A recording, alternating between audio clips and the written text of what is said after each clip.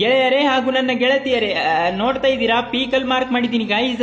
ಸೀದಾ ಪೀಕಲ್ ಹೋಗಿ ಇಳಿದು ಒಂದು 10-15 ಅಷ್ಟೇ, 10-15 ಕಿಲ್ ಮಾಡಿ ಆಮೇಲೆ ಸ್ವಲ್ಪ ಆ ಕಡೆ ಈ ಕಡೆ ಓಡಾಡಿ ಮತ್ತೆ ಒಂದು 10-15 ಕಿಲ್ ಮಾಡಿ ಒಂದು ಟೋಟಲ್ ಆಗಿ ಒಂದು 35-40 ಕಿಲ್ ಮಾಡಿ ಬೂಯಾ ಮಾಡ್ಬೇಕಂತ ಪ್ಲಾನ್ ಮಾಡಿದೀನಿ ಗೈಸ್.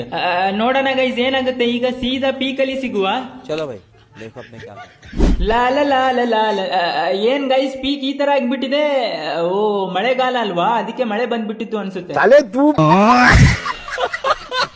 ಅದೆಲ್ಲ ಬಿಡಿ ಗೈಸ್. ಈಗ ಇನ್ನೊಂದು ಇಂಪಾರ್ಟೆಂಟ್ ವಿಷಯ ಹೇಳ್ಬೇಕಿತ್ತು ಗೈಸ್ ಹುಡುಗಿರಿಗೆ. ಹುಡುಗಿರು ನಮ್ ವಿಡಿಯೋನ ಅವಾಗ ನೋಡಕ್ ಬರ್ತಾ ಇರಿ ಆಯ್ತಾ. ಯಾಕಂದ್ರೆ ಯಾರಿಗ್ ಗೊತ್ತು, ಒಂದಲ್ಲ ಒಂದಿನ ನಿಮ್ ಲಕ್ ಚೆನ್ನಾಗಿತ್ತು ಅಂದ್ರೆ ನಾನ್ ಖುಷಿ ಆಗ್ಬಿಟ್ಟು ನಿಮ್ಗೆ ಐ ಲವ್ ಯು ಅಂತ ಅಂದ್ರು ಅನ್ಬೋದು.